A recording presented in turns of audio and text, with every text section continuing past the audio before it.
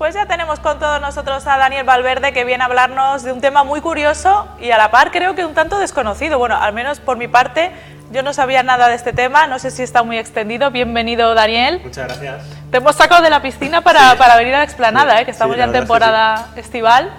Pero bueno, esto traigo un tema refrescante. Ah, mira qué bien traído. Claro. Y además es por una buena causa, Sí. porque esto siempre es una labor didáctica que hacemos aquí Claro. contigo. Y es un tema muy curioso.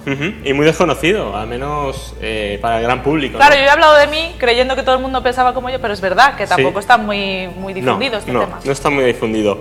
Y es verdad que, por ejemplo, en este caso siempre hablamos de misterios un poco etéreos, a veces intangibles, pero en este caso tenemos un objeto en sí, que es físico, que es tangible y que representa todo un desafío para la historia de la ciencia, ¿no? Tal y como la conocemos hoy en día. Y es que estamos ante un objeto que cualquiera que vaya a visitar el British Museum, el Museo Británico, Sí. que es gratuito, pues puede encontrar en una vitrina, está allí expuesto, y es un objeto que atesora unas cualidades que siguen desconcertando hoy en día, ¿no? No me digas. Sí. ¿Y de qué objeto estamos hablando? Pues estamos hablando de lo que se conoce como el vaso o la copa de Licurgo.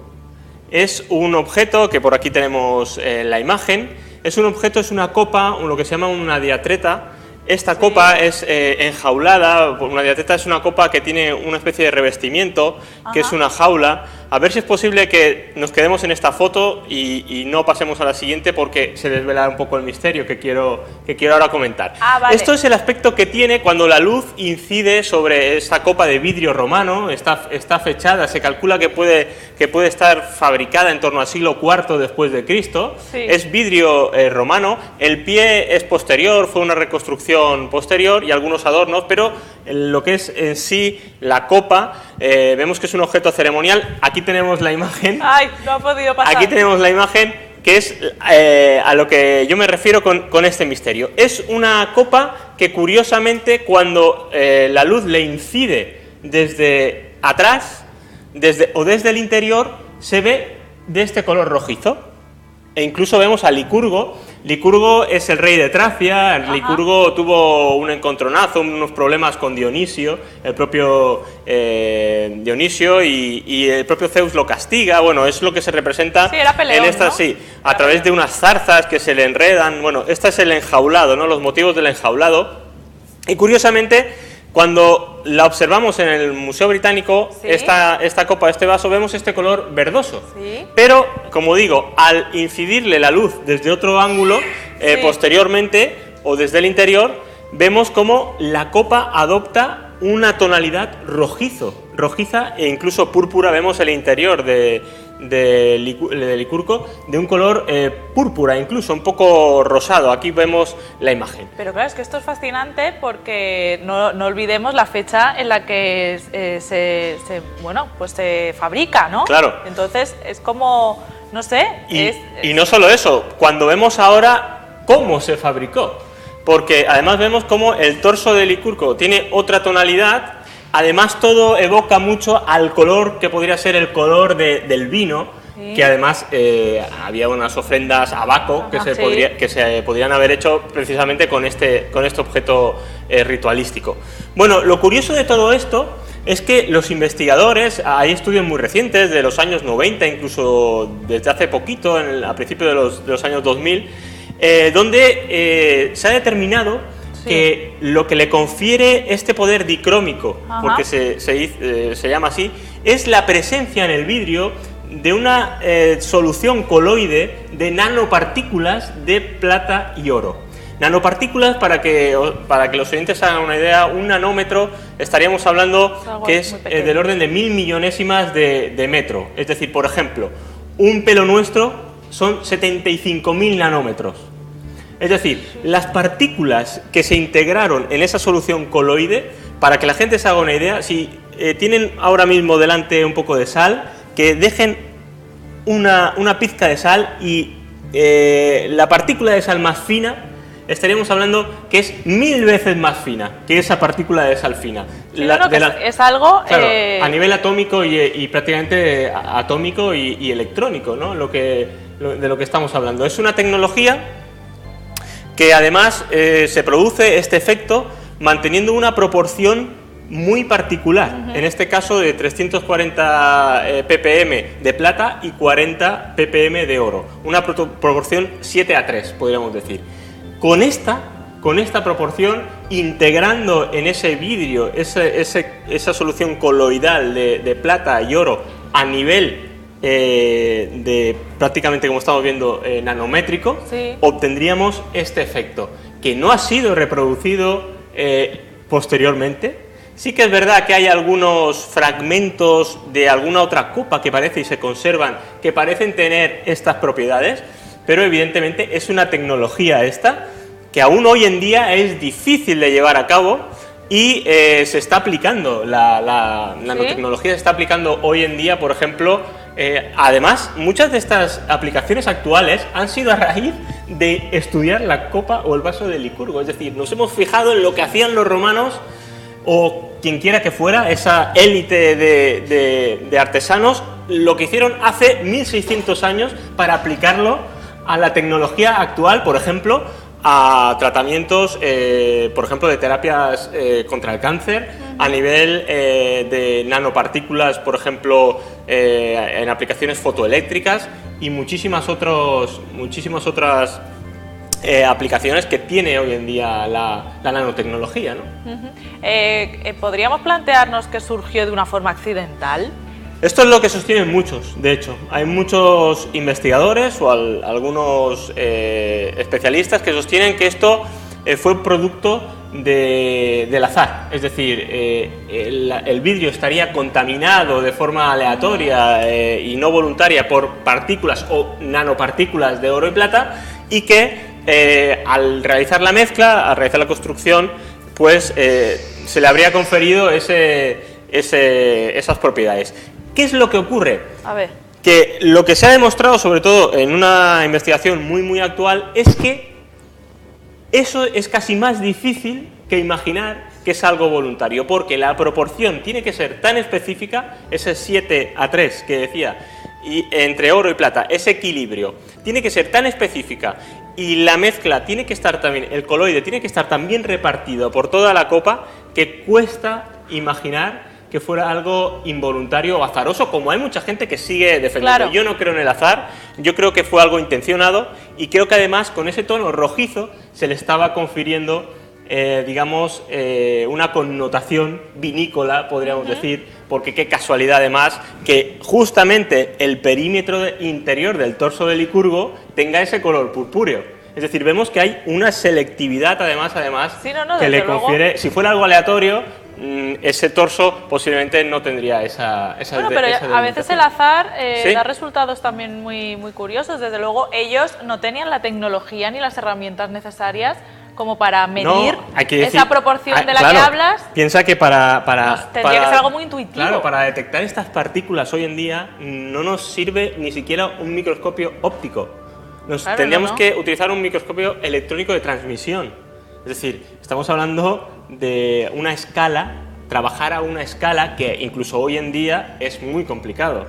Por lo tanto, ¿cómo lo hicieron aquellos artesanos del siglo IV, aquellos romanos? Porque se supone, además esta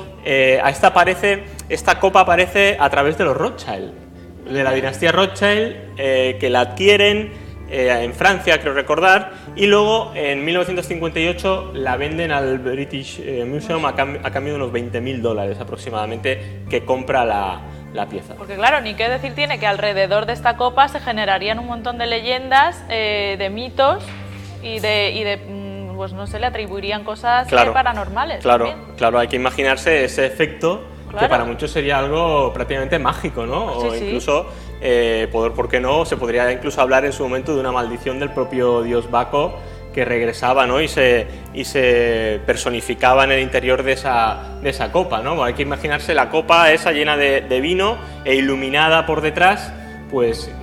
Hombre, para aquella época... Claro, para aquella época era un efecto especial que ni la industria de Light and Magic. No, totalmente. Y además en el British Museum se ve también, en algún momento del día le incide la luz, Sí, o sea, se ve creo este cambio de color. Creo que tiene una lámpara, al menos la tenía, una lamparita por detrás que ilumina y se ve el cambio de tonalidad, que es bastante espectacular, ¿eh?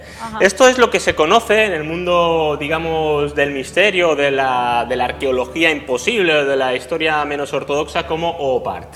Es un OOPART, es uno de los pocos OOPARTs que sí que tienen un pozo real. Hay muchos que son falsificaciones o confusiones realmente. OOPART es Out of Place Artifact, es decir, objeto fuera de su tiempo. Sí. Es un objeto que por su manufactura o por algunas de las características que presenta no se corresponde con la tecnología o la cultura que se le supone a la civilización a la que se le atribuye o en el estrato geológico en el que se encuentra. Por ejemplo, yo aquí recuerdo, el que bautiza con este acrónimo de OOPART es Ivan T. Sanderson, que es un famoso criptozoólogo, y desde entonces se ha mantenido esta denominación. Ahora además ha aparecido hace poco un libro sobre OOPARTs que está disponible, está a la venta, y creo que también se habla del vaso de Licurgo. Como digo, hay muchos que son confusiones, hay muchos que son directamente falsificaciones, pero sí que tenemos OOPARTs que son tangibles y que sí que suponen un reto, ¿no? En 1976 contaba un ingeniero geológico que colaboraba en el programa, Artemio Cuenca, que falleció lamentablemente. Era una eminencia dentro de su campo, había escrito muchos libros, era una autoridad incluso a nivel europeo, era de aquí, además de Alicante, Artemio. Y él cuenta que en el 76-77, en una prospección geológica, en una cata, famosa cata, se introdujo pues un taladro a una profundidad para obtener un cilindro de cata, una marga, y se profundizó, se llegó hasta los 180 metros. Estaríamos hablando de una edad comprendida entre los 35 y 40 millones de años atrás, terciario inferior. Sí. Bueno, pues lo que saca esa malla, y él fue testigo de aquello, fue una especie, entre toda la marga fétida, apareció una especie de... Él lo llamó, curiosamente y de forma graciosa, como tuercolito, porque apareció una especie, de tuerca milimétrica, de 3 milímetros, formada por un cuerpo de bronce, unas anillada, y el centro era cerámico. Con lo cual, además, en un excelente estado de conservación. Aquello parecía formar parte de un eje o de algo que era mucho más largo. Perdona, es que te había entendido que lo llamaba tuberculito, y me estaba imaginando una patata así como pequeña. Tuercolito. Tuercolito, sí, de tuerca, vale. Hay que imaginarse pues como una especie de un tornillo, ¿no? Ese anillado que tiene el tornillo, esas muescas, pues a nivel casi milimétrico. Eso es lo que apareció. Curiosamente, y eso son las bromas cósmicas del destino, de todo este mundo del misterio, al guardar la pieza, el tuercolito, en una bolsita dentro de un libro, alguien cogió ese libro sin permiso, sin pedirlo, se lo llevó para consultar y se perdió para siempre esta prueba, que además coincide muy bien en la descripción con lo que se llaman las espirales de los Urales, que son también una especie de piezas muy pequeñitas, casi nanopiezas, aunque no llegan a ese tamaño, que también se encontraron en los Urales y que nos hablan de ciertos mecanismos y de cierta tecnología en el pasado que es difícilmente atribuible, ¿no? Escucha, pero es que, ¿sabes qué pasa? Que todo esto a mí me lleva a pensar en una idea muy loca que he tenido ya antes, pero esto me lo confirma, y volvemos a hablar de los viajes en el tiempo, que puede ser que haya personas claro, que estén como fuera de su época. Se ha especulado de alguna mucho, manera, o sea, no... Sí, se ha especulado, aunque puedan ser también restos de mecanismos, de algún artilugio extraterrestre también que haya podido visitar la Tierra, porque claro, estamos hablando de 40 millones de años. Eso es una barbaridad, estamos hablando de terciario inferior, ¿no? ¿Quién disponía de esa tecnología en aquel momento? Hombre, el Homo sapiens ni era un homo. No, es decir, claro, los dinosaurios aún ni se habían extinguido. Es decir, estamos hablando de épocas de otras humanidades, puede ser, y quizá incluso de otras tierras, porque era un planeta absolutamente diferente. No tenemos la capacidad para poder imaginarnos cómo era nuestro mundo hace 10.000 o 15.000 años. Ahora hay que imaginarse 40 millones de años atrás, en una Tierra que tiene 4.500 millones de años de historia, al menos geológica, ¿no? No, desde luego es inquietante pensar. Sí, y hablo de eso, y es verdad que tenemos otros OPARs, otra tecnología, piezas que demuestran que en el pasado hubo una tecnología muy superior a lo que se atribuye. Esto, por ejemplo, es Pumapunku. Pumapunku es un complejo que pertenece a Tiahuanaco. Tiahuanaco es una ciudadela que se encuentra en el altiplano boliviano, cerca a unos 15 kilómetros del lago Titicaca, donde aparecen estas piezas. Sí, además, me hace gracia un poco los historiadores porque dicen, bueno, esto es un poco inclasificable, ¿no? Aquí tenemos una civilización que para muchos es la civilización madre de todas las precolombinas. Se le atribuye a Tiahuanaco que fue construida en el 1500 a.C. Hay gente que sostiene que es muchísimo más antigua. Estaríamos hablando de 15.000 años atrás, o sea, una barbaridad. Cuando dicen que incluso Tiahuanaco tenía un puerto que daba al lago Titicaca, y hoy en día está a 15 kilómetros, con lo cual han calculado que para que pudiera tener un puerto en el lago Titicaca, que es un lago de origen marino, tendríamos que remontarnos más o menos a esa época, ¿no? Por lo tanto, vemos aquí cómo hay prácticamente biselados, cómo hay taladros que parecen estar hechos realmente con herramientas modernas, ¿no? Ese tipo de biselados, de encajes, vamos a ver incluso más fotos de esas construcciones de Pumapunku. Hay que decir que mira. Aquí vemos estos biselados, ¿no? Que parecen para que encaje algún tipo de eje. Estamos hablando de piedras que es como pueden ser la andesita, de origen volcánico, que no estamos hablando de una piedra muy dura, pero sí que son piedras que son difíciles de tallar y sobre todo de realizar en ellas ese tipo de líneas rectas, ¿no? Por lo tanto, aquí vemos esto me recuerda a Stone Age también, que es que no se sabe muy bien cómo se construyó, cómo se pudieron apilar esas piedras tan enormes. Aquí enormes. vemos incluso como hay una línea biselada, un bisel, y hay como una especie de puntos que parecen de tornos. Igual tenían mucha pericia, ¿no? Sí, no lo sé. Pericia desde luego. Y herramientas también precisas, de precisión también. Porque evidentemente hay algunos de estos cortes que parecen hoy en día hechos con láser. Es decir, mira, aquí tenemos estas famosas H's, que también son características de esta formación de Pumapunku. Y hay que decir que solo estamos viendo lo que es la punta del iceberg. Esto es lo que quedó, pero habría que imaginarse cómo fue esa ciudadela hace milenios, ¿no? Pero es que no descartes que nos estemos volviendo más tontos por momentos, a nivel civilización, ¿sabes? Sí, yo sostengo... Que yo eso no lo veo tan raro tampoco. Yo sostengo que, bueno...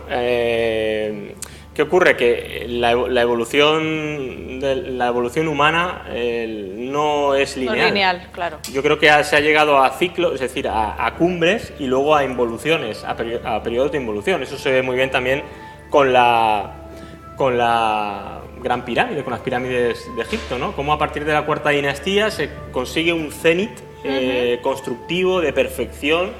Y luego hay una involución absoluta ya. Es como que poco a poco, ya sea porque se les acaba el presupuesto, pero van perdiendo, se van haciendo cada vez más cutres, más toscas. Es como si hubieran tenido una amnesia de aquello que algún día aprendieron, ¿no? De esos famosos, lo que se conoce en el mundo de los Ancient Aliens como los dioses constructores. Que en Tiahuanaco, por cierto, se adora a Viracocha, que es el dios de los báculos, un dios barbado que dicen que trajo el conocimiento a aquella zona y que recuerda mucho... Era hipster. Sí, y que recuerda mucho por el recorrido que hace y por su pose evangelizadora, pero evangelizadora en el sentido no religioso, sino más bien de instruir a aquella gente en determinadas disciplinas, ya sea agricultura, tecnología, construcción. Se le asocia mucho a lo que pudo ser también una figura mesiánica como el propio Jesús, ¿no? Que también era un personaje barbado que transmite una serie de conocimientos en un momento muy puntual de la historia, ¿no? Viracocha, que por cierto hay quien dice que los barbados, esos seres barbados que vieron esos indígenas de Tiahuanaco, en general las civilizaciones precolombinas, no pudieron ser otros sino que vikingos. Ah, vale, qué susto. Yo me estaba esperando cualquier cosa. También Moisés llevaba mucha barba, es que en la época era habitual pues como ahora, Sí, si sí. es que todo vuelve. Claro, y que era un atributo de sapiencia, ¿no? De sabiduría, que se asociaba con eso. Pero fíjate, es que todos los mitos y todas las religiones de alguna manera también se conectan, ya lo hemos Claro. hablado, porque la copa de Licurgo, por ejemplo, aquí tenemos el Santo Grial, que también no juega con el color, pero también se le dan como Claro. propiedades. Sí, sí, está absolutamente todo conectado y eso se ve también muy bien. Hay una fotografía, no sé si la tendremos, de unos bloques unidos en Tiahuanaco. Hay unos bloques unidos. Bueno, esto es Cuzco, esto también es muy curioso. Esto es la piedra de los 12 ángulos. Es una piedra que se encuentra en una calle de Cuzco Sí. y como vemos tiene 12 ángulos, moldeada en 12 ángulos, como si les diera igual, como si de alguna manera pudieran malearla, pudieran crear un molde, pudieran encajarlas y en esas juntas de unión no cabe ni una hoja de afeitar. Es decir, están en íntima unión sin ningún tipo de cemento. Esto, bueno, puede parecer sorprendente. Como el Tetris. Esto se dice que es de factura incaica, esto es Sí. una arquitectura incaica, pero es que curiosamente, si nos vamos a Sacsayhuamán, que es una especie de fortaleza, o eso dicen, ceremonial, que está a las afueras de Cuzco, vemos que esto se multiplica por 20 y aparecen unas piedras como estas que miden 9 metros de altura. Y las han encajado con una aparente igual facilidad. Es decir, les ha importado bien poco un bledo lo que pesen o lo que no pesen. Si las canteras estaban a 20 kilómetros, da igual. Las han trasladado, las han encajado, han hecho con ellas lo que han querido, han hecho los ángulos. Hay incluso piedras con más ángulos, ¿eh? La de los 12 ángulos no es la que tiene la más sorprendente. Esto es lo que yo decía. Sí. Fíjate en estos bloques lo que tienen en medio. Esto es Tiahuanaco. Tienen una especie de molde donde se introducía una pieza de metal para mantener las rocas en íntima unión y que, por ejemplo, una actividad sísmica no las moviera, no las desplazara. Esto es muy novedoso, es muy revolucionario. Esto nos habla de una tecnología y de mentes privilegiadas. Sí, sí, sí. ¿Qué es lo curioso de esto? Que nos encontramos exactamente el mismo sistema en otra civilización no conectada por el espacio, pero sí por el tiempo. Ah, ¿cuál? Los egipcios. En el templo de Dendera, estamos hablando, fíjate, Tiahuanaco, altiplano boliviano, templo de Dendera, Egipto, África, continente africano, nos encontramos esa misma técnica de unión de bloques en el templo de Dendera. Hay fotografías que demuestran que estamos hablando de un conocimiento compartido por dos civilizaciones que la historia nos dice que no tuvieron ningún contacto entre sí. Pero bueno, ese conocimiento se tuvo que difundir y expandir de alguna manera. Exactamente.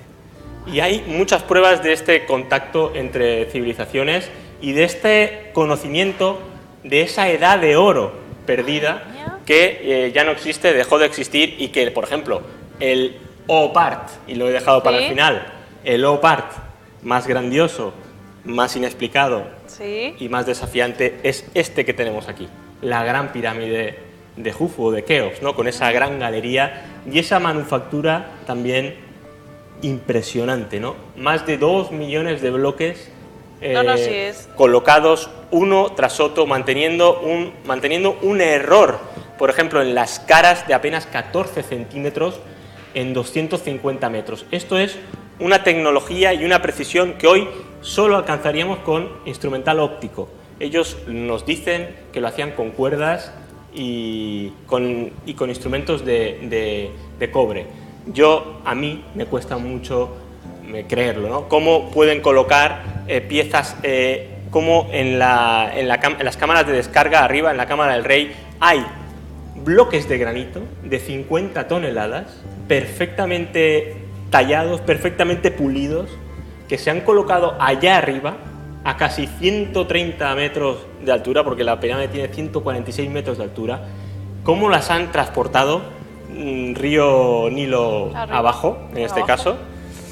Desde luego hay muchos interrogantes que no sé si nunca o si alguna vez vamos a poder responder a alguno de ellos o a todos, no lo tengo claro. En cualquier caso, hay teorías que intentan explicar cómo se construyeron estas pirámides y algunas son tan tan variopintas como que los extraterrestres Claro. tuvieron algo que ver. Los extraterrestres siempre son el Sí, Deus claro, ex machina la Deus al que ex se totalmente, recurre sí. cuando no tenemos, o cuando suponemos que la cuarta dinastía, por ejemplo, de egipcios no tenía esa capacidad, esa Claro. tecnología para hacerlo.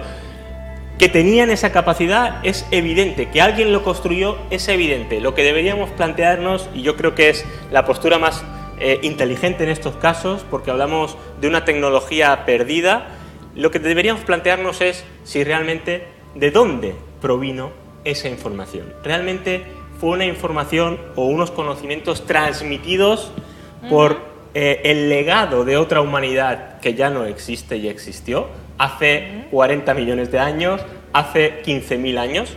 O si realmente hemos despreciado un poco la inteligencia que suele pasar de nuestros antepasados, los hemos infravalorado y hemos supuesto que estos prodigios arquitectónicos no pudieron ser realizados por ellos. En cualquiera de los dos casos que he mencionado, sin tener que recurrir a los extraterrestres, deberíamos replantearnos nuestra historia y reescribirla en cierta manera. Pues nos vamos a quedar con esa conclusión.